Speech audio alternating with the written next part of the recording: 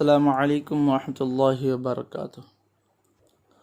صرف 5 منٹ کا مدرسہ قرآن و حدیث کی روشنی میں ذی الحجہ کے 14 تاریخ ہیں۔ نمبر 1، اسلامی تاریخ۔ علامہ عبدالرحمن بن جوزی رحمۃ اللہ علیہ 6 صدی ہجری میں عبدالرحمن بن جوزی رحمۃ اللہ علیہ ایک بہت بڑے محدث، مورخ،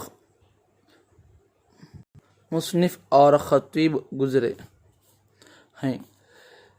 508 ہجری میں بغداد میں پیدا ہوئے۔ بچپن میں باپ کا سایہ سر سے اٹھ گیا اور جب پڑھنے کے قابل ہوئے تو ماں نے مشہور محدث ابن ناصر کے حوالے کر دیا اور آپ نے بڑی محنت اور شوق کے ساتھ اپنا تعلیمی سفر شروع کیا۔ وہ خود فرماتے ہیں کہ میں 6 سال کی عمر میں مکتب میں داخل ہوا۔ بڑی عمر کے طلباء میرے ہم سبق تھے۔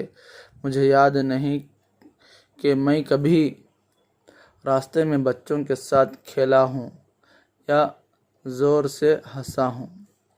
آپ کو مطالعہ کا بڑا گہرا شوق تھا۔ وہ خود بیان کرتے ہیں کہ جب کسی نئی کتاب پر میری نظر پڑ جاتی تو ایسا معلوم ہوتا کہ کوئی خزانہ ہاتھ آ گیا۔ میں نے صرف طالب علم کے زمانے میں 20,000 کتابوں کا مطالعہ کیا۔ 9 عمری سے ہی آپ تصنیف و تالیف کی طرف متوجہ ہو گئے اور تقریباً 1000 کتابیں لکھی۔ آپ کی تصنیفات میں کتاب الموضوعات، صفۃ الصفوہ اور صید الخاطر بہت بلند پایہ حیثیت رکھتی ہیں۔ آپ کی وفات 597 ہجری میں بغداد میں ہوئی۔ نمبر 2، حضور صلی اللہ علیہ وسلم کا معجزہ، بے ہوشی سے شفا پانا۔ حضرت جابر رضی اللہ عنہ فرماتے ہیں کہ ایک مرتبہ میں سخت بیمار ہوا تو رسول اللہ صلی اللہ علیہ وسلم اور حضرت ابوبکر صدیق رضی اللہ عنہ دونوں حضرات میری عیادت کو تشریف لائے۔ یہاں پہنچ کر دیکھا کہ میں بے ہوش ہوں تو آپ صلی اللہ علیہ وسلم نے پانی منگوایا اور اس سے وضو کیا اور پھر باقی پانی مجھ پر چھڑکا، جس سے مجھے افاقہ ہوا اور میں اچھا ہو گیا۔ نمبر 3، ایک فرض کے بارے میں قضا نمازوں کی ادائیگی۔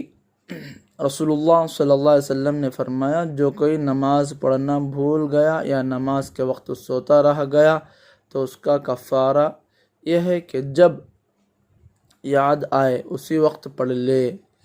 فائدہ: اگر کسی شخص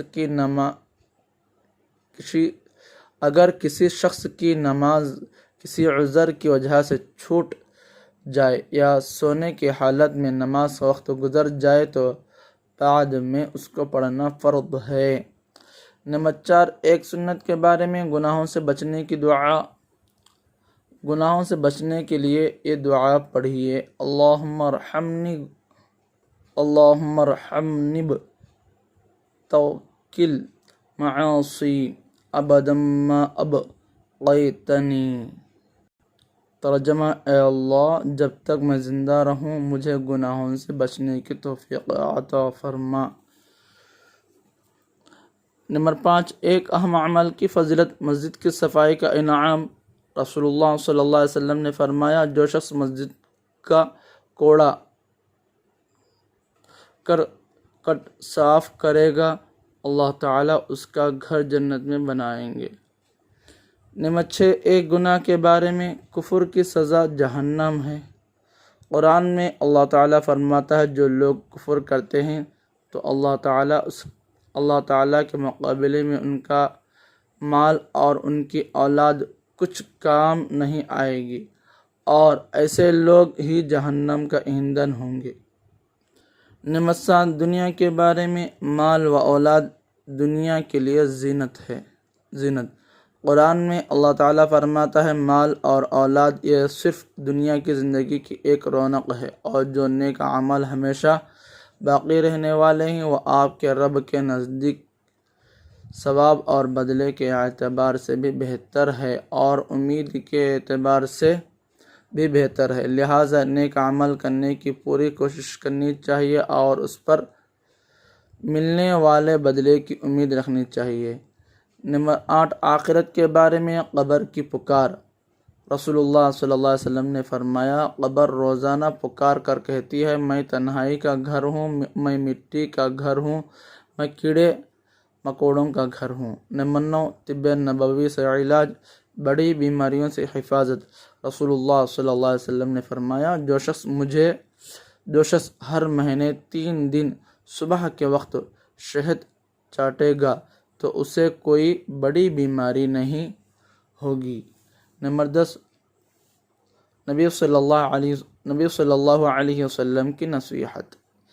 رسول اللہ صلی اللہ علیہ وسلم نے فرمایا اللہ تعالیٰ کی عبادت کرتے رہو، کھانا کھلاتے رہو اور سلام پھیلاتے رہو، ان اعمال کی وجہ سے جنت میں سلامتی کے ساتھ داخل ہو جاؤ گے۔